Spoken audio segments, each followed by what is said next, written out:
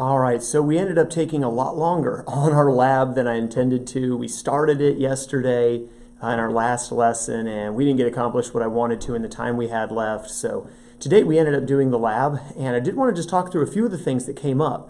Obviously, our purpose was to kind of see visually the things we'd actually seen already in class, but with a timer now. So actually passing a pendulum through the timer.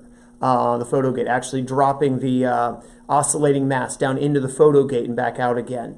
And we got a chance to actually see the numbers now and see that, yeah, the numbers on a spring do not change, same period, regardless of the amplitude. We pulled it down a little bit, dropped it down further into the photo gate timer, dropped it down a deeper, even longer amplitude. Every time, same consistent numbers. And of course, we'd seen it, we kind of clapped it out, but took the time to do that and see that the numbers indeed don't change. Now, there was one where the numbers did, though, and I thought that was interesting, so I wanted to mention it. With the smallest, lightest spring, with a small amplitude, we did actually notice a fluctuation, and I think there's always some frictional force when, you've got the spring compressing. But I thought it was interesting. That was the one time we actually noticed it was a small amplitude with a light mass on a very light spring. We did actually notice a fluctuation in the numbers. Another time that we noticed an interesting fluctuation was with the pendulum.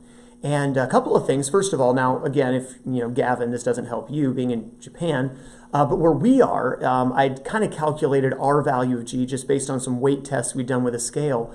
Calculated our value of G was 9.804 meters per second squared. And when we did calculations with that number, our calculations were much closer to accurate.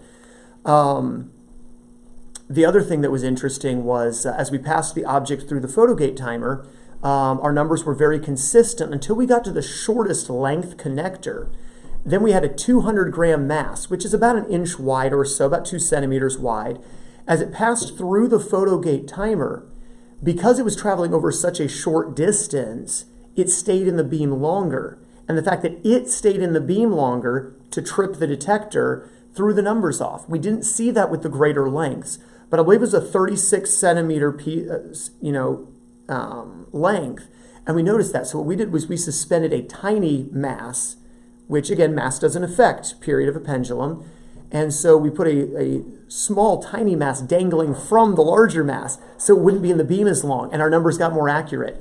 So I just thought that was interesting. You got the longer piece of string, doesn't really affect anything with that thickness of the mass, but the thickness of the mass did have an impact as the length of the connector got smaller. So anyway, wanted to share some of those findings with you. And again, using that 9.804 value of G made our calculations come out more accurate. All right, we'll pick up with chapter 11 as we were supposed to do today, and we just got carried away. We'll get into that in our next lesson.